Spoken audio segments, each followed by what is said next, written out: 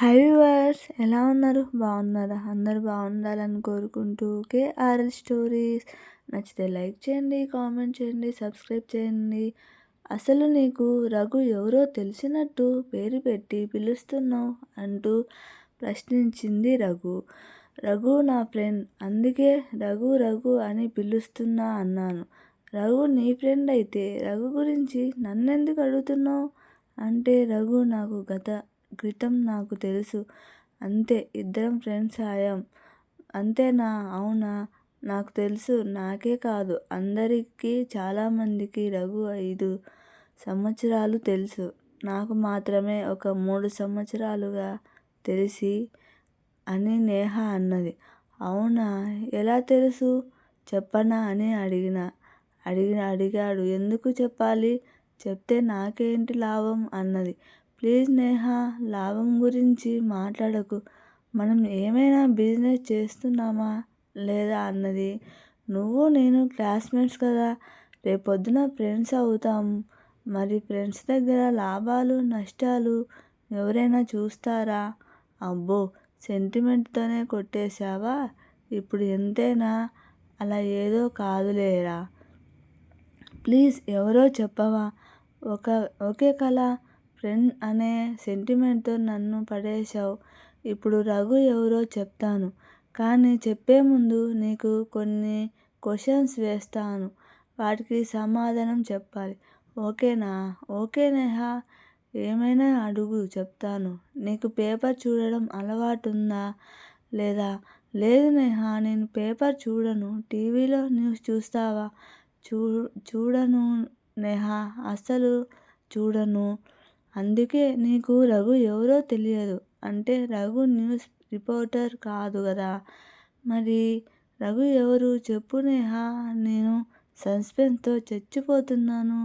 ఎందుకు అలా అంత టెన్షన్ పెడుతున్నావు? లేదా రఘు న్యూస్ రీడరా? రఘు న్యూస్ రీడర్ కాదు, న్యూస్ రిపోర్టర్ అసలే కాదు. సరే మరి రఘు ఎవరు చెప్పు నేహ, ఈ సస్పెన్స్తో నేను భరించలేకపోతున్నాను. ఒక బాక్సరా?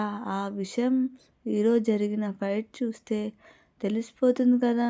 ఎస్, బాక్సింగ్లో రఘు మన ఇండియాకి బంగారు పథకాలు సాధించారు. ఆ విషయం న్యూస్ పేపర్లో, న్యూస్ ఛానల్స్లలో, టిక్ టాక్ వీడియోల్లో, యూట్యూబ్లలో రఘు చాలా ఫేమస్ అయ్యాడు. అవునా? నాకు అసలు ఈ విషయాలు తెలియవు. నాకు చిన్నప్పటి నుంచి స్కూల్ లెవెల్, మండల లెవెల్, డిస్ట్రిక్ట్ లెవెల్ అలా ఆడుతూ మన ఇండియా తరపున అండర్ 19 జోన్లో బాక్సింగ్, అండర్ 19 జోన్లో బాక్సింగ్లో గోల్డ్ మెడల్ సాధించాడు. ఇప్పటి వరకు బాక్సింగ్ ఎవరో గోల్డ్ మెడల్ సాధించలేదు. మన రఘునే మొదటివాడు. అలా అందరికీ రఘు దగ్గర అయ్యాడు.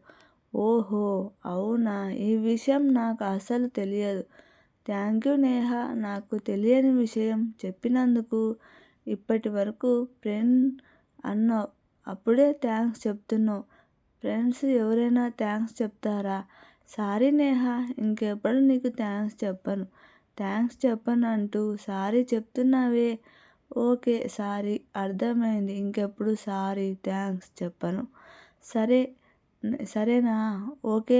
అలా మేమిద్దరం మాట్లాడుకుంటూ ఉండగా ఆ మాటలు విని ఒక అమ్మాయి మా దగ్గరికి వచ్చి నేను కూడా మీకు థ్యాంక్స్, సారీలు చెప్పకూడదు అనుకున్నాను అని, మాతో ఫ్రెండ్ అవుతానని ఎంత సింపుల్గా చెప్పకనే చెప్పేసిందో నేను, నేహ ఆ అమ్మాయి మాటలకు ఆశ్చర్యపోయాం. మీరు రఘు గురించే కదా మాట్లాడుకుంటున్నది అని అడిగింది. అవును, ఎందుకు అడుగుతున్నావు అని నేహ అన్నది. హాయ్, నా పేరు లిఖిత అని పరిచయం చేసుకుంది. మేము కూడా మా పేర్లు చెప్పి ఇద్దరం పరిచయం చేసుకున్నాం. అలా ముగ్గురు మాట్లాడుకుంటూ ముగ్గురు ఎంతో క్లోజ్ అయ్యాం. సడన్గా క్లాస్లో లెక్చరర్ రావడంతో ఒక్కసారిగా క్లాస్ మొత్తం నిశ్శబ్దం అయిపోయింది. ఎక్కడి వారు అక్కడే బెంచెస్లో కూర్చున్నారు. లెక్చరర్ ఏదో చెప్తున్నాడు, కానీ నాకు మాత్రం రఘు వైపు మనసు లాగుతుంది. రఘు ఏం చేస్తున్నాడో రఘు చూడాలనిపించింది. రఘు వైపు తిరిగి చూశాను. రఘు ఎంతో శ్రద్ధగా, నిశ్శబ్దంగా, మౌనంగా కుశిల లెక్చరర్ చెప్తున్న క్లాస్ వింటున్నాడు. అలా కళ్ళార్పకుండా రఘు వైపు చూస్తూనే కూర్చుండిపోయాను. మనసులో ఏవేవో ఆలోచనలు. ఆ ఆలోచనలన్నీ ప్రశ్నలు అయ్యాయి. ఆ ప్రశ్నలు ఒక్కొక్కటి నా కళ్ళల్లో నాకే కనిపిస్తున్నాయి. రఘు, నువ్వు ఎవరు? నాకు ఎందుకు నచ్చావురా?